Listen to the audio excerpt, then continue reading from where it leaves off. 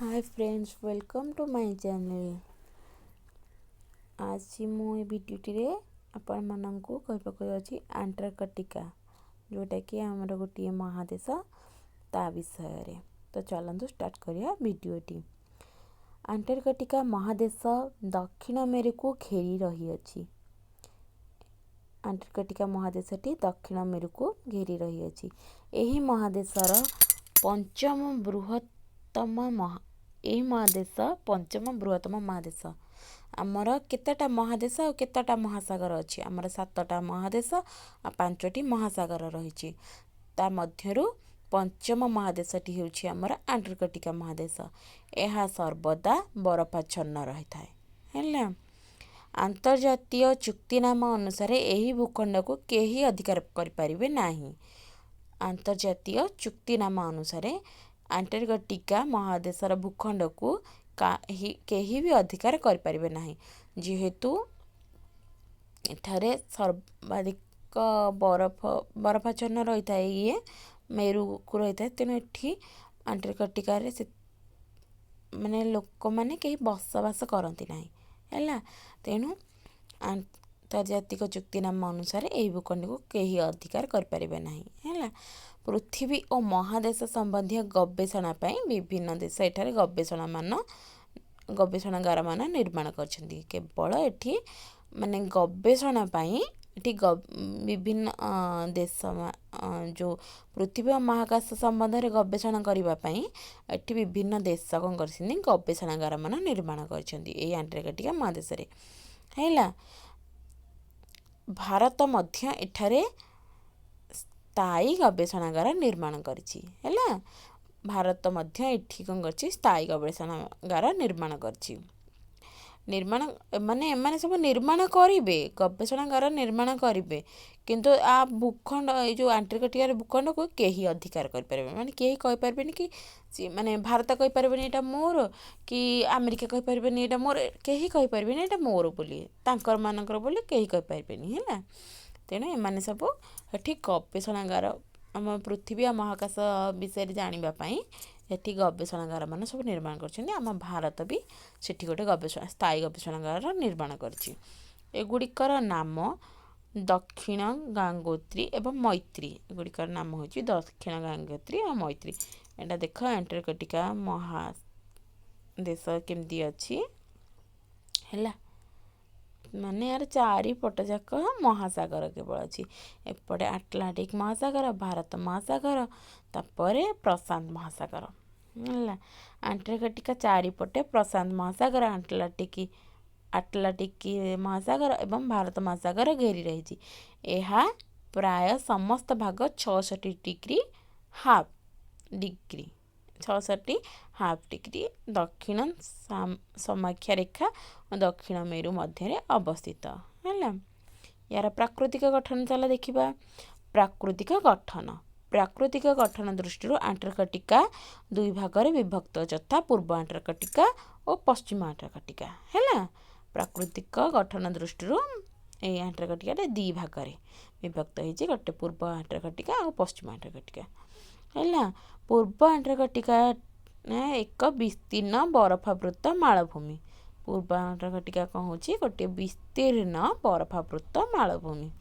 आ पश्चिम आंटार्कटिका केतेक पर्वतमाला रही। पश्चिम आंटार्कटिका केते गुड़िए पर्वतमाला रही। तापर देखिए जलवायु। जलवायु है समग्र आंटार्कटिका महादेश रे वर्ष सारा अत्यंत ठंडा अनुभूत हुए। आमर एठी कौन वर्षे शीत ऋतु केवल ठंडा अनुभूत हम, किंतु आंटार्कटिका सारा वर्ष ही ठंडा अनुभूत हम।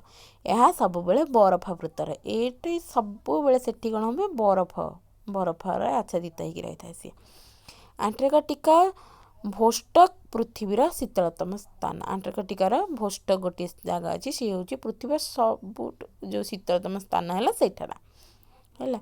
एठारे सर्वदा तुषारपात हुए, समय समय प्रबल बरफ झड़ हुए। एठी कौन सब कौन एठारे सर्वदा तुषारपात हुए।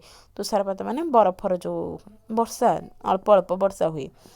समय समय बेले बेले कौन हुए प्रबल बरफ झड़ हुए बरफ झड़ बेले बेले होता है ग्रीष्म काल स्वल्प स्थायी माने अल्प बहुत अल्प दिन है ग्रीष्म काल माने खरा दिन बहुत अल्प दिन से तापरे उद्भिद और जीवजंतु है समुद्र व्यतीत एही महादेश रे कौनसी उद्भिद जन्मे नाही समुद्र कूल व्यतीत एही महादेश रे कौनसी उद्भिद जन्मे नाही समुद्र कूल रे बरफ तरली गले शिउली और लाइकेन जन्मे समुद्र कूल रे बरफ तरली गले कौन हुए शिउली और लाइकेन हुए किंतु कौनसी उद्भिद जन्मे नाही समुद्र कूल व्यतीत है आ कोठी ग्रीष्म काल अल्प दिन स्थायी होइथिबारु उद्भिद मानकर अंकुरोदगम हुए ना माने आमर सीना सूर्यालोक पड़िला सीना एठी आमर गछ होउची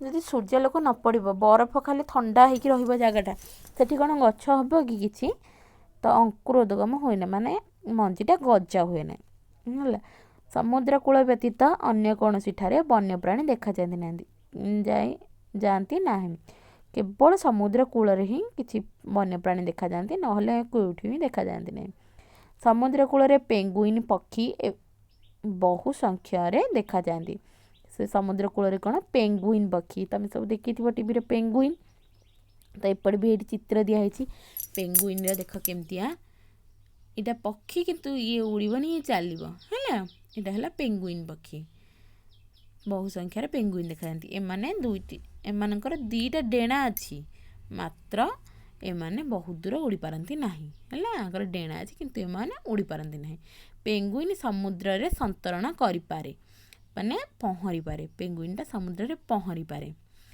पाद और लांज साहाय्य रे एमाने सीधा होई ठिया हुअंती एमाने कौन पाद और लांज साहाय्य रे ठिया हो पारती सीधा है और डेई डेई चलती एमाने देखि टीवी रे माने केम चलुछन्ती डेई डेई की पेंगुइन माने उपकूलवर्ती समुद्र रे तिमी और सील मास करती है उपकूलवर्ती समुद्र रे कौन कहती ए तिमी देख यहाँ तिमी ये बास करे और सील माछ बास करे तिमी एक स्तन्यपायी प्राणी सी है स्तन्यपायी प्राणी तिमीटा है यहाँ मांस और तेल पाई शिकार करा जाए तिल्ली कहे मांस पाइबा आउ तेल पाइबा या शिकार करा जाए सील मध्य स्तन्यपायी प्राणी सील भी गोटे स्तन्यपायी प्राणी है यह व्यतीत आंटार्कटिका रे अनेक प्रकार कीट पतंग आल्बाट्रस पक्षी गोटे सी और अंतरीप पारा आदि देखा मिलती है यही महादेश जनशून्य एठी केही लोक नथांती आरंभरू ही कही एठारे स्थायी भाव में केही बसवास करती नहीं जेहेतु वर्ष सारा एठी ठंडा बरफ झड़ भी हुए तेणु एठी केही भी बसवास करती नहीं जनबसति एठी न थाए केवल गवेषणागार थाए है आंटार्कटिका विषयटी आमर सरी जाइए पुणी देखा नेक्स्ट वीडियो रे आ गोटे चैप्टर को नहीं तो आज एतिकी पुणी देखा नेक्स्ट वीडियो रे।